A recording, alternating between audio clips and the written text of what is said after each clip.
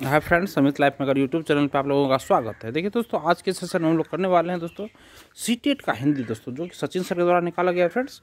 और यह दोस्तों आपके सीटेट जुलाई 2025 में जो एग्जाम होने वाले फ्रेंड्स, उस परीक्षा के लिए बहुत ही इंपॉर्टेंट रहने वाला फ्रेंड्स, क्योंकि यह हिंदी दोस्तों पूरा प्रीवियस ईयर का क्वेश्चन दोस्तों इस बुक में दिया गया फ्रेंड्स, जिसका दोस्तों अभी तक में हम 3 से 4 सेशन करवा चुके हैं फ्रेंड्स। जो अभी तक नहीं देखें दोस्तों, वो जाके इसी चैनल पे आप लोग जाके वहाँ पे देख सकते हैं फ्रेंड्स।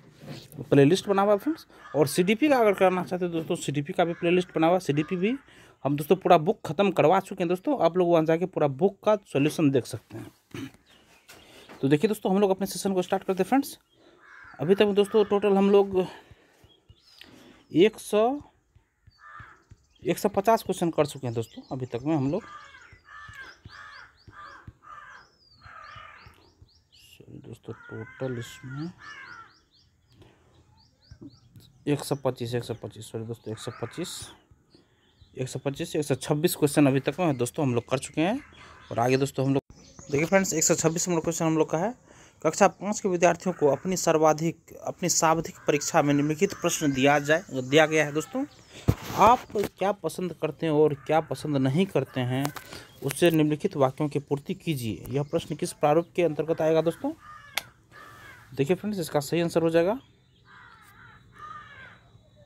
Option number. देखिए दोस्तों, इसका 4 नंबर ऑप्शन सही होगा दोस्तों। खुले अंत वाले प्रश्न फ्रेंड्स, ये कौन से प्रश्न फ्रेंड्स? ये तो ये खुले अंत वाले प्रश्न है दोस्तों। देखिए इसका सॉल्यूशन देख लीजिए फ्रेंड्स एक बार। बोल रहा है, खुले अंत वाले प्रश्न के अंतर्गत बच्चों को ऐसे प्रश्न दिया जाता है जिनके अनेक उत्तर हों। इससे बच्चों को कई पर्सपेक्टिव से सोचने का अवसर मिलता है। बालक के विचारों में मौलिकता, प्रवाहिता तथा रचनात्मकता आती है दोस्तों। इस तरह के प्रश्नों के अंतर्गत प्रत्येक बालक अपनी बुद्धि तर्क के अनुसार अलग अलग उत्तर देते हैं दोस्तों। नेक्स्ट क्वेश्चन देखिए फ्रेंड्स, कक्षा 4 की अध्यापिका अपने शिक्षार्थियों को एक पाठ्य सामग्री देती है और वह प्रकृति पर अपना ही एक अनुच्छेद लिखती है। यह पाठ्य सामग्री किसके अंतर्गत आएगी दोस्तों? इसका सही आंसर हो जाएगा सृजित की गई सामग्री दोस्तों। सृजित की गई सामग्री इसके अंतर्गत आएगी फ्रेंड्स। देखिए दोस्तों, सृजित की गई सामग्री, जब कोई शिक्षक अधिगम के लिए स्वयं से लिखी गई सामग्री का प्रयोग करती है तो उसे सृजित सामग्री, जनरेटेड कंटेंट कहा जाता है। कक्षा 5 के विद्यार्थियों को 5 के समूह में बांटा गया और अपनी रुचि का विषय चुनने के लिए कहा गया। बच्चों ने समूह में थीम पर आंकड़ों का संग्रहण किया और रिपोर्ट लिखी। भाषा अधिगम की इस गतिविधि को क्या कहेंगे दोस्तों हम लोग? इसे दोस्तों हम लोग परियोजना कार्य कहेंगे फ्रेंड्स। परियोजना कार्य। देखिए दोस्तों, प्रोजेक्ट वर्क, परियोजना कार्य के अंतर्गत शिक्षार्थी समूह में कार्य करते हैं, किसी थीम पर आंकड़ों का संग्रहण करते हैं तथा अंतिम रिपोर्ट तैयार करते हैं। इससे छात्रों में सामूहिक भावना का विकास होता है दोस्तों। देखिए दोस्तों, नेक्स्ट क्वेश्चन है, ध्वनि ग्रामिक स्वनिम जागरूकता फोनेमिक अवेयरनेस किससे संबंधित है दोस्तों? ये संबंधित है ऑप्शन नंबर ए फर्स्ट सही है दोस्तों। ध्वनिग्राम और चित्रग्राम के मध्य संबंध स्थापित करने की योग्यता। ध्वनिग्राम और चित्रग्राम के मध्य संबंध स्थापित करने की योग्यता दोस्तों इससे संबंधित है दोस्तों। देखिए फ्रेंड्स, भाषा की सबसे छोटी इकाई स्वनिम, फोनिम है दोस्तों। ध्वनि विज्ञान जागरूकता के तात्पर्य दोस्तों ध्वनिग्राम और चित्रग्राम के मध्य संबंध स्थापित करना है। जैसे एक चित्र या सिंबल है और जब हम इसे उच्चारित करते हैं तो ध्वनि निकलती है, अर्थात इन्हीं दोनों के रिलेशन को ध्वनि विज्ञान जागरूकता कहा जाता है दोस्तों। ध्वनि विज्ञान जागरूकता, देखिए फ्रेंड्स, ध्वनि एवं अक्षरों के मध्य संबंध स्थापित करता है। इसके अंतर्गत स्वनिम, अक्षर, तुकबंदी आदि आते हैं। ध्वन्यात्मक जागरूकता की समझ से भाषा की ध्वनि को पहचाना जा सकता है दोस्तों। ध्वनियों को पृथक किया जा सकता है तथा उसे स्थिति के अनुसार ढाला जा सकता है दोस्तों। नेक्स्ट देखिए फ्रेंड्स, बच्चे भाषा की बारीकियों की पहचान कर लेते हैं और उन्हें समझ लेते हैं जब, देखिए दोस्तों इसका ऑप्शन नंबर 3 सही होगा, इंटीग्रेटेड तरीके से भाषाई कौशलों में संलग्न रहते हैं। इंटीग्रेटेड तरीके से भाषाई कौशलों में संलग्न रहते हैं दोस्तों। देखिए दोस्तों, भाषा के 4 कौशल होते हैं दोस्तों। एक हो गया दोस्तों शुभोपली दोस्तों, LSRW। एक हो गया शुभोपली, सुनना, बोलना और पढ़ना लिखना। शुभोपली दोस्तों, सुनना, बोलना। देखिए दोस्तों, इसका ये शॉर्टकट हो गया शुभोपली, सुनना, बोलना, पढ़ना, लिखना। ये सीरियल हो गया फ्रेंड्स। देखिए दोस्तों, मनोवैज्ञानिक क्रम उत्पादक कौशल, बोलना लिखना हो गया दोस्तों। देखिए उत्पादक कौशल के अंतर्गत दोस्तों ये बोलना और लिखना आएगा। और ग्रहणात्मक कौशल में दोस्तों पढ़ना और सुनना। भाषा के विभिन्न कौशलों को एकीकृत रूप में सिखाने की अनुशंसा की जाती है दोस्तों। भाषा के चारों कौशल अंतः संबंधित होते हैं, अर्थात भाषा कौशल एक दूसरे को प्रभावित करते हैं। यही कारण है कि बालक भाषा की बारीकियां तब पहचान पाते हैं जब चारों कौशल एकीकृत करके सिखाए जाते हैं दोस्तों। नेक्स्ट देखिए फ्रेंड्स, निम्नलिखित में से कौन सा पोर्टफोलियो में नहीं रखा जा सकता दोस्तों? तो देखिए फ्रेंड्स इसका ऑप्शन नंबर 3 सही होगा, कक्षा में हुई चर्चा दोस्तों। कक्षा में हुई चर्चा पोर्टफोलियो में नहीं रखा जा सकता है दोस्तों। पोर्टफोलियो देखिए फ्रेंड्स, पोर्टफोलियो एक प्रकार की फाइल होती है जिसमें बच्चे के एक निश्चित समय में किए गए कामों का संग्रह होता है। इसमें शैक्षिक एवं सह शैक्षिक दोनों पहलुओं को शामिल किया जाता है। बच्चे की उपलब्धियों कमियों को भी रखा जाता है। पोर्टफोलियो के माध्यम से बालक के कौशल के विकास का पता लगाया जाता है। इसके माध्यम से बालक की व्यक्तिगत, पारिवारिक, शैक्षणिक, सह शैक्षणिक, सांस्कृतिक तथा सामाजिक जानकारी प्राप्त होती है। पोर्टफोलियो बनाते समय प्रथम उद्देश्य यह होना चाहिए कि पोर्टफोलियो कैसा दिखना चाहिए। पोर्टफोलियो के माध्यम से छात्र का मूल्यांकन करना आसान होता है। पोर्टफोलियो में बालक की चित्रकारी, कार्यपत्रक, वर्कशीट, फोटोग्राफ आदि को रखा जाता है, किंतु कक्षा में हुई चर्चा को पोर्टफोलियो के अंतर्गत नहीं रखा जा सकता। 132वां क्वेश्चन देखिए फ्रेंड्स, ये बोल रहा है भाषा अधिगम में संदर्भ बहुत महत्वपूर्ण भूमिका निभाता है, क्योंकि ये विद्यार्थियों को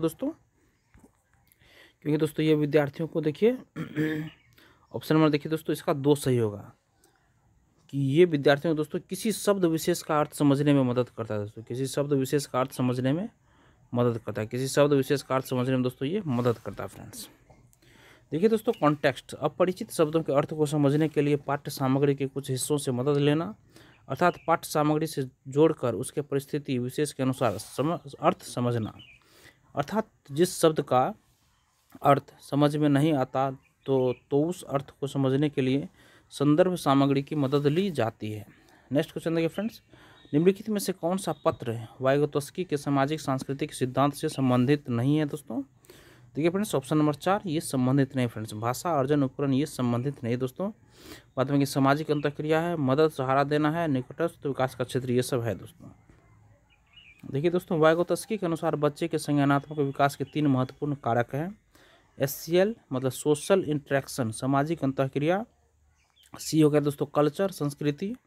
L हो गया दोस्तों लैंग्वेज, भाषा। नेक्स्ट देखिए फ्रेंड्स, सामाजिक अंतःक्रिया वाइगोत्स्की के अनुसार बालक समाज में अंतःक्रिया करके सीखता है। वाइगोत्स्की के अनुसार बच्चे के भाषा विकास में समाज संस्कृति का बहुत बड़ा योगदान होता है। निकटस्थ विकास का क्षेत्र ZPD, zone of proximal development.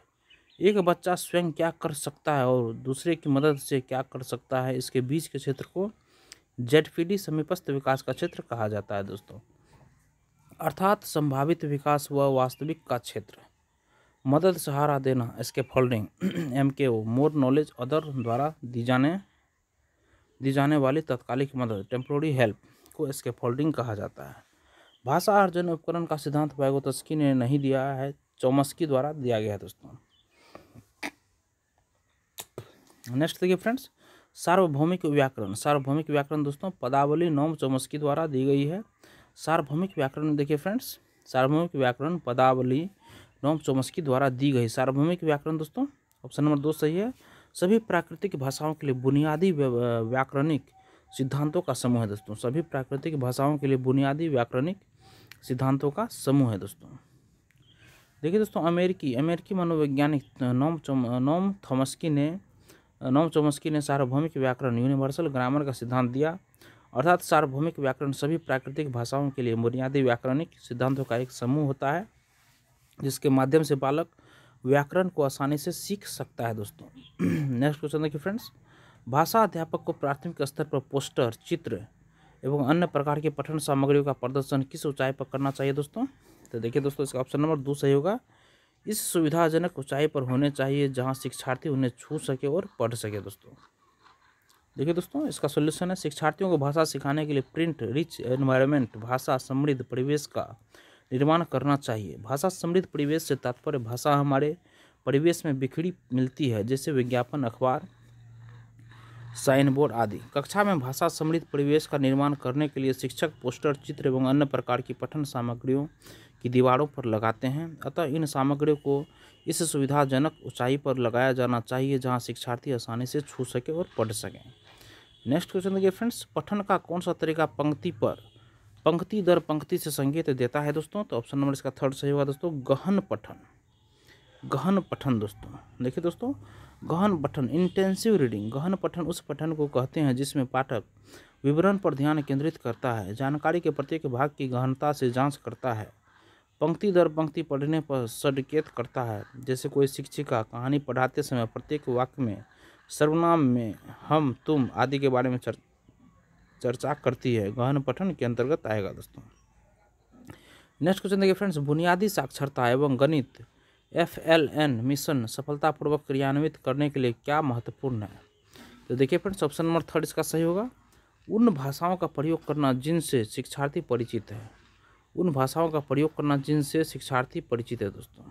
ठीक है दोस्तों, बुनियादी साक्षरता FLN foundation literacy and numeracy को सफलतापूर्वक क्रियान्वित करने के लिए आवश्यक है कि छात्रों को उनकी मातृभाषा में शिक्षा देना, क्योंकि छात्र अपनी मातृभाषा से परिचित होते हैं जिससे वे कक्षा में अधिक जुड़ाव महसूस करते हैं। भाषा के बुनियादी वर्षों में पढ़ाई का माध्यम मातृभाषा इसीलिए होनी चाहिए क्योंकि यह दूसरे विषयों को समझने में भी मदद करता है। नेक्स्ट क्वेश्चन देखिए फ्रेंड्स, गीतिका बिहार में रहती है, वह अपने पिता के साथ दिल्ली आई और आपकी कक्षा में पढ़ने लगी, यह मैथिली भाषा बोलती है दोस्तों। कौन सा ऑप्शन इसका सही होगा दोस्तों? इसका देखिए फ्रेंड्स, ऑप्शन नंबर 2 सही होगा, आप उससे अनौपचारिक रूप से बातचीत करेंगे, उसकी मैथिली भाषा को स्वीकृत करेंगे जिससे कि वह नई स्थिति में सहज महसूस करे दोस्तों। देखिए फ्रेंड्स, यदि कक्षा में कोई शिक्षार्थी अलग भाषिक समुदाय से आती है तो शिक्षक को अनौपचारिक तरीके से उसकी मातृभाषा में बात करनी चाहिए, उसकी मातृभाषा को कक्षा में स्थान देना चाहिए जिससे वह नई स्थिति में सहज महसूस करे, अर्थात अपने आप को हाशिए पर न समझे दोस्तों। नेक्स्ट क्वेश्चन देखिए फ्रेंड्स, बोली और लहजे के बारे में कौन सा कथन सही है दोस्तों? तो इसका ऑप्शन नंबर फर्स्ट सही होगा। देखिए, बोली वास्तविक भाषा से संबंध रखती है, जबकि लहजा भाषा कैसे बोली जा रही है इस तरीके से संबंधित है दोस्तों। देखिए, इसका सॉल्यूशन है, भाषा और बोली तथा लहजा टोन में संबंध है। बोली किसी क्षेत्र या सामाजिक समूह की वाचन विशेषता होती है। बोली वास्तविक भाषा से संबंध रखती है, एक भाषा की कई बोलियां होती हैं दोस्तों। देखिए, बोली में है किसी क्षेत्र या सामाजिक समूह की वाचन विशेषता होती है। बोली वास्तविक भाषा से संबंध रखती है, एक भाषा की कई बोलियां हो सकती हैं दोस्तों। जैसे वाक समुदाय से तात्पर्य उस समुदाय से है जो भाषा प्रयोग के संदर्भ में एक समान मानकों का प्रयोग करते हैं दोस्तों। शैली, लहजा, टोन, भाषा कैसे बोली जा रही है उस तरीके से संबंधित है दोस्तों। नेक्स्ट क्वेश्चन देखिए फ्रेंड्स, कक्षा 3 की अध्यापिका ने अपने विद्यार्थियों के श्रवण कौशल का आकलन करता है, उसे इसके लिए किस गतिविधि का संचालन करना चाहिए दोस्तों? देखिए फ्रेंड्स, इसका ऑप्शन नंबर 2 सही होगा, सुनाई गई कहानी पर चित्र बनाने के लिए कहना। सुनाई गई कहानी पर चित्र बनाने के लिए कहना दोस्तों। देखिए फ्रेंड्स, छात्र को कहानी सुनाने के पश्चात जब शिक्षिका सुनाई गई कहानी पर चित्र बनाने के लिए कहती है तो इसका तात्पर्य है कि वह छात्रों के श्रवण कौशल का आकलन कर रही है, अर्थात इस प्रकार छात्र सुनी गई कहानी के अनुसार चित्र बनाकर इसे व्यक्त करते हैं।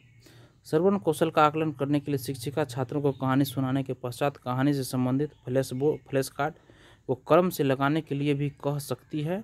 श्रवण कौशल का तात्पर्य यह नहीं है कि सुनी गई कहानी का पुनरुत्पादन करना, बल्कि कहानी को सुनकर उसके अर्थ ग्रहण करके, ध्वनियों की पहचान करके और उचित प्रतिक्रिया देने से है दोस्तों। नेक्स्ट क्वेश्चन देखिए फ्रेंड्स, यह विचार कि मनुष्य सहजात भाषा अर्जन उपकरण के साथ जन्म लेते हैं जिसके द्वारा प्रतिपादित है दोस्तों।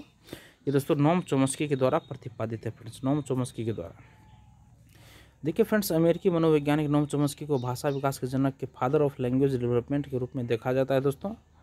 चोम्स्की के अनुसार बालक में भाषा सीखने की जन्मजात क्षमता होती है। बालक के मस्तिष्क में भाषा अधिग्रहण यंत्र एलईडी लैंग्वेज एक्विजिशन डिवाइस पाया जाता है जिसकी सहायता से वह किसी भी भाषा को तीव्र गति से सीख पाते हैं। एलईडी प्रारंभिक 5 वर्षों में अधिक प्रभावशाली होता है, अतः प्रारंभिक वर्षों में बालक भाषा तेजी से सीखता है। चोम्स्की भाषा अर्जित करने के लिए वातावरण और संस्कृति को महत्वपूर्ण मानते हैं। चोम्स्की का मत भाषा के संबंध में, चोम्स्की मानते हैं कि दुनिया की जितनी भी भाषाएं हैं उनके तत्वों में एक दूसरे के साथ संबंध होता है। चौमस्की के अनुसार किसी भी प्रकार की भाषा को संज्ञा, क्रिया, विशेषण के आधार पर विभक्त किया जा सकता है। एलईडी के माध्यम से बालक सार्वभौमिक व्याकरण के प्रति समझ बनाते हैं। नेक्स्ट क्वेश्चन फ्रेंड्स, कक्षा 3 की अध्यापिका अपने विद्यार्थियों के साथ पठन बोध पर कार्य कर रही है। वह किस युक्ति का अनुसरण कर रही है दोस्तों? ये ऑप्शन नंबर इसका 2 सही हो जाएगा। पढ़ी गई पाठ्य सामग्री पर आधारित प्रश्न पूछना। पढ़ी गई पाठ्य सामग्री पर आधारित प्रश्न पूछना दोस्तों, ये ऑप्शन नंबर 2 सही होगा। देखिए फ्रेंड्स, इसका सॉल्यूशन है पठन बोध। पठन बोध से तात्पर्य पढ़े गए पाठ से अर्थ ग्रहण करने से है, अर्थात जब शिक्षिका पाठ्य वस्तु को पढ़ाने के पश्चात उस पर आधारित प्रश्न पूछती है तो यह पता लगाया जा सकता है कि ने पढ़े हुए पाठ से किस स्तर तक समझ पाया है। अर्थात पढ़ी गई पाठ्य सामग्री पर आधारित प्रश्न पूछना का तात्पर्य पठन बोध है दोस्तों। बोध प्रश्न देखिए फ्रेंड्स, पाठ पढ़ाने के बाद बच्चों के समझ पर आधारित प्रश्न पूछना।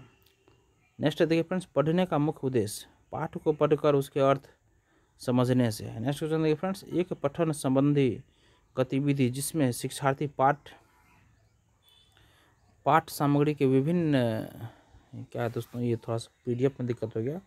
इसका आंसर हो जाएगा दोस्तों श्रुतलेख है दोस्तों, श्रुतलेख, जिज्ञासा श्रुतलेख दोस्तों, जिगजॉ श्रुतलेख दोस्तों, जिगजॉ श्रुतलेख। नेक्स्ट क्वेश्चन देखिए फ्रेंड्स, एक बालिका अपनी पसंद की कहानी की पुस्तक पढ़ रही है। इस प्रकार के पठन को क्या कहेंगे फ्रेंड्स?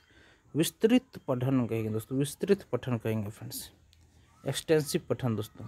देखिए फ्रेंड्स, विस्तृत पठन, एक्सटेंसिव पठन, पूरक पठन। विस्तृत पठन एक्सटेंसिव रीडिंग का तात्पर्य आनंद के लिए पठन है दोस्तों, प्रचुर मात्रा में पढ़ना। जब कोई छात्र विद्यार्थी अपने पसंद की कहानी, उपन्यास, कविता आदि आनंद के लिए पढ़ता है तो यह विस्तृत पठन अंतर्गत आएगा दोस्तों। सराहना, बोध के लिए पठन, व्याकरण अधिगम के लिए पठन विस्तृत पठन के अंतर्गत नहीं आता दोस्तों। यह शब्द भंडार और संरचनाओं के लिए पर्याप्त अवसर देता है दोस्तों। नेक्स्ट क्वेश्चन देखिए फ्रेंड्स, 145 में, कक्षा 4 की अध्यापिका प्रक्रिया आधारित लेखन उपागम का प्रयोग कर रही है। लेखन पूर्व गतिविधि के दौरान वह किस युक्ति का अनुसरण कर सकती है दोस्तों?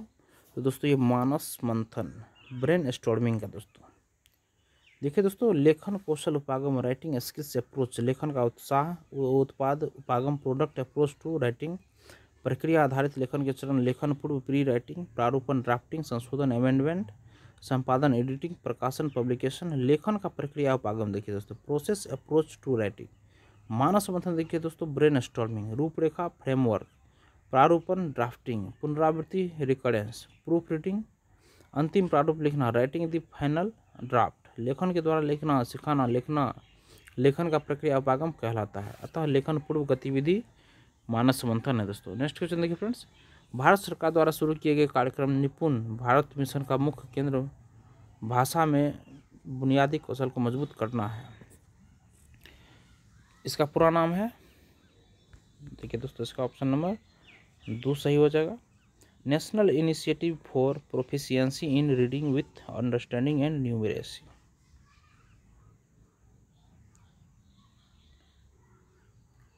निपुण, a full form, National Initiative for Proficiency in Reading with Understanding and Numeracy। निपुण का उद्देश्य विद्यालय के छोटे बच्चों में साक्षरता, पठन और संख्या ज्ञान समुन्नत करने का एक कार्यक्रम है। नेक्स्ट क्वेश्चन है, देखिए फ्रेंड्स, नेक्स्ट क्वेश्चन, निम्नलिखित में से कौन सी गतिविधि बच्चों के वाचन कौशल के आकलन हेतु प्रयुक्त नहीं की जानी चाहिए? तो देखिए दोस्तों, इसका ऑप्शन नंबर फर्स्ट सही हो जाएगा। पढ़े गए पाठ से शब्दों के अर्थ बताओ। पढ़े गए पाठ से शब्दों के अर्थ बताओ, ये दोस्तों नहीं करनी चाहिए दोस्तों। देखिए, वाचन कौशल आकलन की प्रभावशाली पद्धति है। वाचन कौशल मेथड मतलब रीडिंग स्किल्स के आकलन के लिए छात्रों को वास्तविक स्थितियों में संप्रेषण कराना चाहिए, जहाँ छात्र अपने विचारों को अभिव्यक्त कर सके, जिसके माध्यम से शिक्षित छात्रों के भाषा प्रयोग का आकलन करती है। भाषा परिचर्चा, संवाद, वाद विवाद आदि के द्वारा बच्चों के वाचन कौशल का आकलन किया जा सकता है। वाद विवाद के माध्यम से छात्र अपने विचारों को समूह में व्यक्त करते हैं, जिससे छात्र के वास्तविक भाषा प्रयोग का पता लगाया जा सकता है। आप जिस परिधान को बहुत अधिक पसंद करती हैं उसके बारे में बताओ। अपने आप का 4 से 5 वाक्यों में परिचय दो। चित्र का वर्णन करो। इन प्रश्नों में छात्र अपने अनुभव, बुद्धि आदि के माध्यम अपने विचारों को व्यक्त करेंगे, जिससे उनके वाचन कौशल का आकलन किया जा सकता है। पढ़े गए पाठ से शब्दों का अर्थ बताओ। इस प्रश्न में सभी छात्र बंधे बंधाए उत्तर देंगे, अर्थात वाचन कौशल आकलन के लिए यह एक प्रभावी प्रश्न नहीं है दोस्तों। नेक्स्ट क्वेश्चन देखिए फ्रेंड्स, वह कौन सा भाषा विकार है जिसमें व्यक्ति उचित तरीके और उचित क्रम से शब्द नहीं रख पाता है?